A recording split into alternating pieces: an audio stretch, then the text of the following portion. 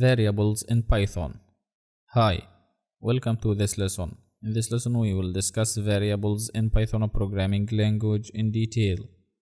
So, what is the meaning of variables in Python or in general in programming? Simply, a variable is like a container that holds any type of data that can be changed later in the program you create. It is just a named location used to store data in the memory. And the way to write variables is just typing the variable name or the identifier and assign any type of data you want to it using the equal sign. Also, there is some rules for naming variables in Python. A variable name must start with a letter or the underscore character. A variable name can't start with a number.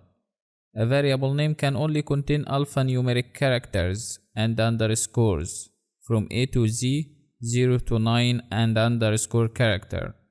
Also, you have to know that variable names are case sensitive in Python. So when you type a variable name in uppercase, it is not like you write it in lowercase. Here we have a variable called number and we equated it to a value. This value is 5. It is integer data type. And you can use the variable name like that to get its value. We type number to get 5. Always type a descriptive variable name for your variable. Or let the variable name describe its value, and this is preferable so that your code is more understandable and readable for anyone. Also, you can replace the value of any variable many times you want. And you should know that the last value for any variable is always the one that prevails, because the code is executed from top to bottom.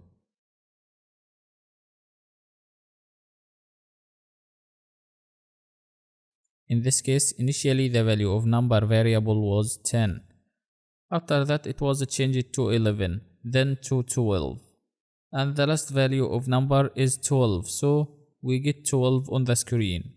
The program always executes your code from top to bottom. And you should know that in Python programming language, we don't actually assign values to the variables. Instead, Python gives the reference of the object or the value to the variable.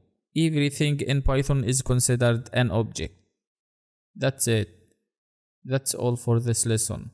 And if you need any help, please ask me and I'll answer you as soon as possible to provide you with support and assistance. Thanks for watching. See you again next lesson.